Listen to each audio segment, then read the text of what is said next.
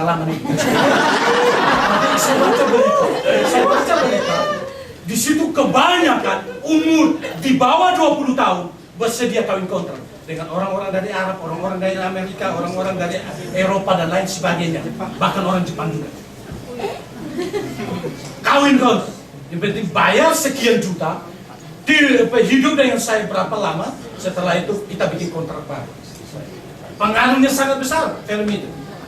Banyak lagi film, ketika cinta harus memilih. Ada yang tidak cinta segitiga dan lain sebagainya. Kapan segi empatnya? Artis-artis ini sangat mempengaruhi namanya remaja. Sehingga kadang-kadang mereka mau sama seperti Agnes Monica. Mereka mau sama dengan Leoni. Mereka mau sama seperti Gading Bakti. Tidak seperti Pendeta Ayu. Penampilan yang luar biasa. Artis berapa tahun yang lalu sebelum waktu saya libur, saya ke Indonesia jemput ibu. Dibikin prosentase. Tunda di depan. Prosentase artis siapa yang lebih tertarik? Ternyata prosentase tertinggi itu Jeremy Thomas. Kenapa? Kempotnya. Ada banyak orang yang sama di situ. Maka ditanya, cita-citamu apa? Jadi artis. Kenapa? Karena di situ ada figurnya. Aku dan engkau. Kebergantungan. Ketika dia mulai menjadi dewasa, dia mulai belajar tentang filsafat, dia mulai belajar tentang ilmu yang tinggi, maka dia bisa katakan, aku mau sama seperti Aristoteles. Aku mau sama seperti Socrates. Aku mau sama seperti Immanuel Kant. Aku mau sama seperti Picasso. Aku mau sama seperti Michelangelo. Nggak tahu, nanti cari sendiri. Ya. Picasso, Michelangelo, pelukis yang luar biasa.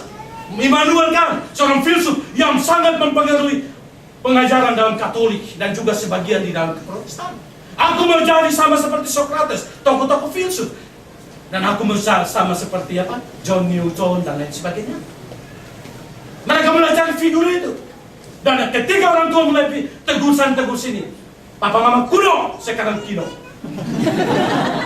Saya mau jadi seperti itu, saya menjadi masa remaja dalam masalah pendidikan yang sangat luar biasa. Ketika dia mulai masih pemuda dan akhirnya dia menjadi tua, dia tidak lagi bergantung pada orang tua dan lain sebagainya. Maka di sini kita melihat salah satu dampak Jepang dalam perkembangan zaman, tapi ada dampak negatif adalah mereka tidak mempersiapkan orang-orang mudanya. Betul? Sehingga ketika ada masukan-masukan dari Amerika, karena figur Jepang itu Amerika, betul ya? Kalau kita melihat Koizumi, di mana ada Bush di situ Koizumi, betul? Main golf sama siapa dan lain sebagainya, betul? Saya tidak tahu bagaimana dengan Fukuda, Perdana Menteri Fukuda, saya kurang mengikuti perkembangan, karena memang saya tidak bisa bahasa Jepang. Dulu saya bisa, waktu zaman Koizumi.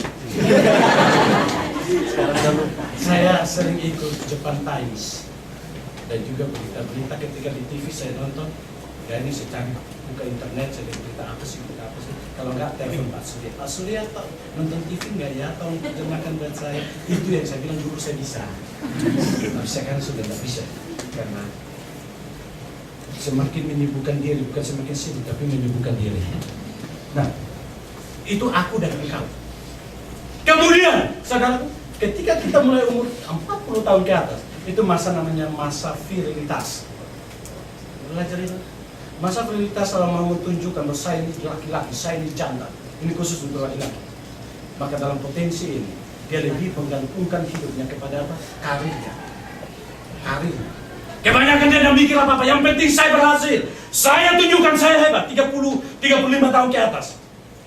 Tunjukkan saya hebat, saya bisa berkarya, dan lain sebagainya. Maka kadang-kadang kalau laki-laki sudah 35 tahun ke atas, kebanyakan mikir keberhasilan daripada jodoh, maka susah sekali.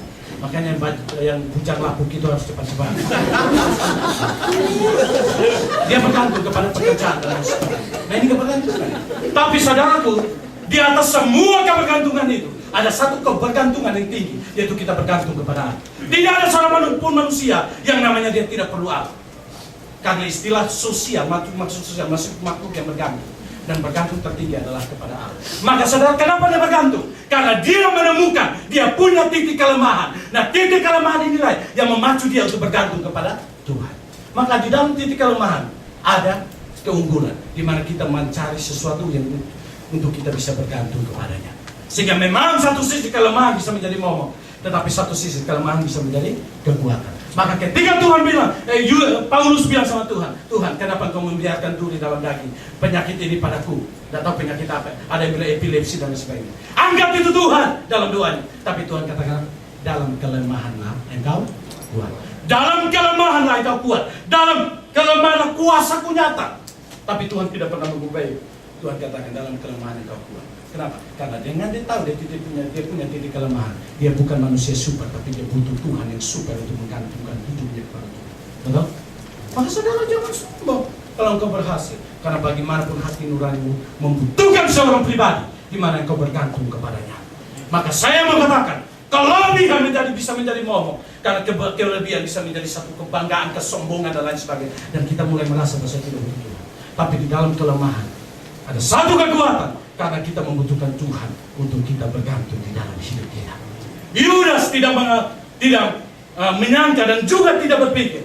Dan mungkin dia berpikir bahwa kehebatan dia, kelebihan dia menjadi satu kekuatan baginya. Tapi dia lupa, iblis juga bisa menyerang lewat kelebihan. Maka saya katakan, kalau engkau punya kelebihan, ingat, jaga itu baik-baik, sehingga engkau tidak jatuh karena kelebihan. Betul? Engkau tidak jatuh dengan kelebihan. Kenapa? Kebanyakan orang menutup dosanya dengan hal rohani. Kelihatannya rohani. Saudara pernah baca buku, ada seorang pendeta besar yang baru-baru ini.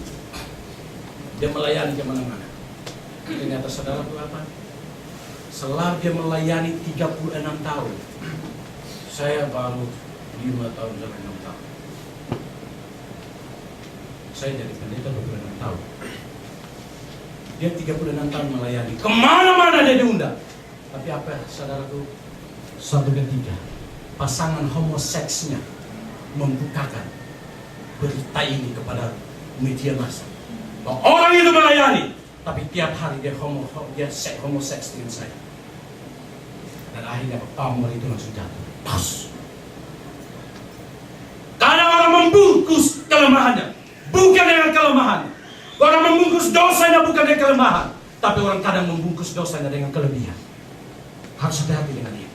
Sehingga jangan sampai kita terlena dengan pujian, kita terlena dengan kelebihan, dan kita tidak melihat itu adalah satu momok yang bisa menjatuhkan hidup kita.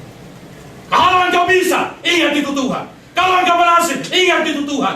Kalau engkau sungguh, Tuhan berkati. Itu bukan karena saudara, tapi karena Tuhan. Amin. Maka engkau dijauhkan daripada semua momok yang ada.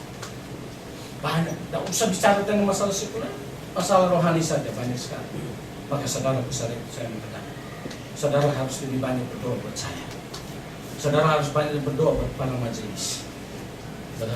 Saudara juga berdoa buat diri saudara juga, supaya dengan demikian kelebihan tidak kita pakai sebagai topeng untuk menghancurkan diri kita. Betul? Kadang orang sudah punya keahlian, tidak mau lagi ditegur, sudah punya kehebatan dan dia berpikir bahwa semua pelayanan bergantung kepada kehebatan dia. Ketika ditegur, dia hilang. Betul? Padahal dia melihat. Ketika orang menegur dia, itu tandanya orang sayang sama dia. Tapi ini, dia berpikir, saya pergi, bisa hancur semuanya.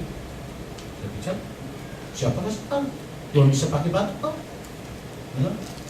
Tuhan katakan kepada orang-orang, ada yang tahu tentang Farisi. Karena orang-orang tentang Farisi katakan, ketika orang-orang itu berteriak hosana bagi dia yang datang dalam nama Tuhan, suruh mereka diam. Tuhan kata